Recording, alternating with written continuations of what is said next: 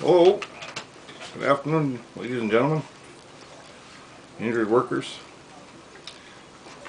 You know, I mentioned that I got my file back from the lawyer, but I just noticed there's a lot of things here I've never seen before.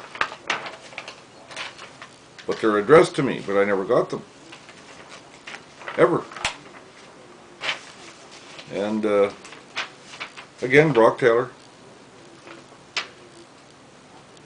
And from my doctor to them, and the copies were supposed to come to me, and the letters were supposed to come to me, and copies to him for some reason. But I never saw them. This is the first time I've ever seen these. But it goes on about how N.J. Brown and W.K. Eberly, I think it's Walter Eberly, of the board members, saying that the certificate was invalid. But I just realized this is never. It's the first time I've ever read it. How many of you experienced that?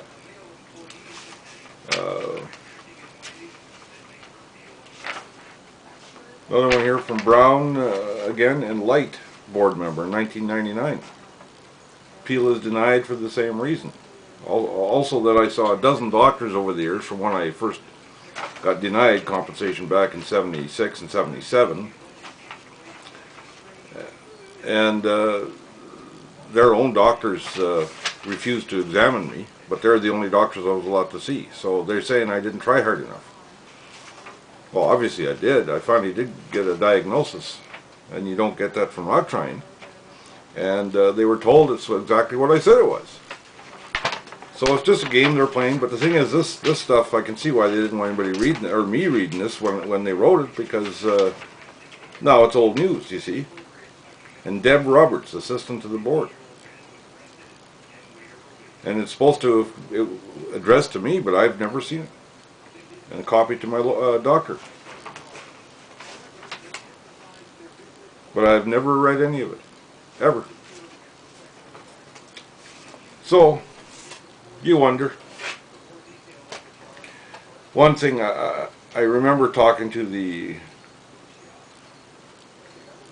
Fair Practice office in the Workers' Compensation Board. There's two people there. Walter, I think his name, or Murray or something like that. It doesn't really matter, but him and his assistant, my file got stolen from his office. He admitted this to me. He said he got it one day and the next day it was gone.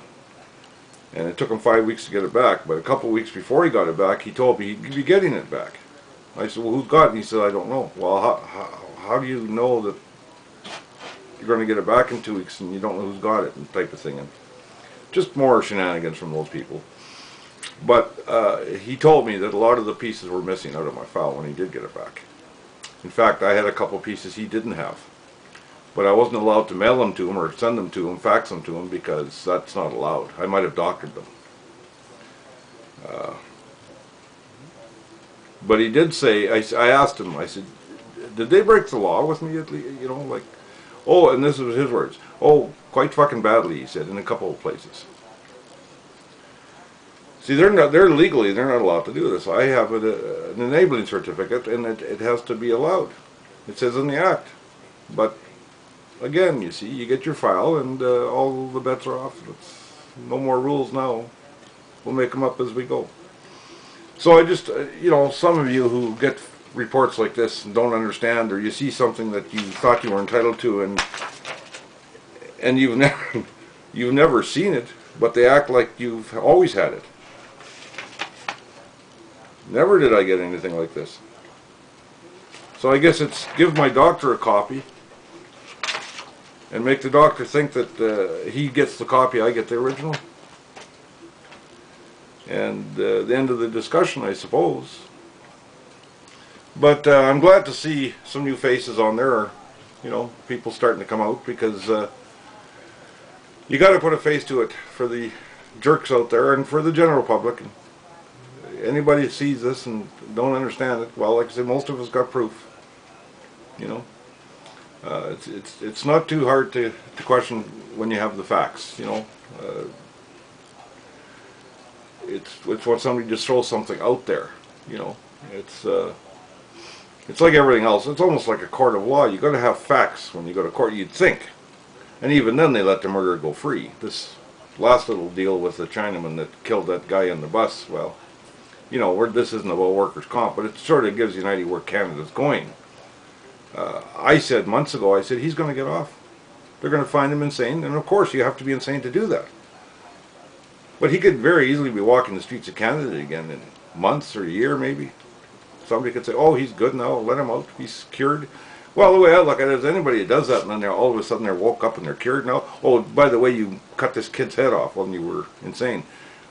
I couldn't live with that. I think I'd kill myself. Normal people couldn't live with that.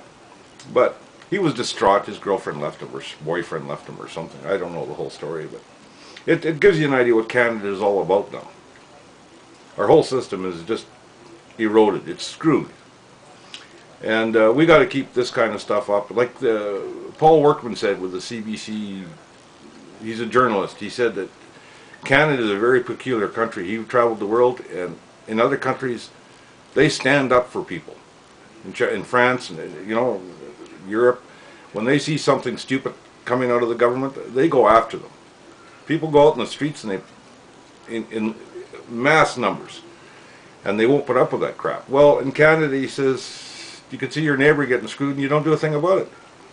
Well, hopefully we're going to change that, or started to change anyways. Maybe not in my lifetime, but for the future. Anyways, good luck to all of you. Maybe talk to you later. Bye.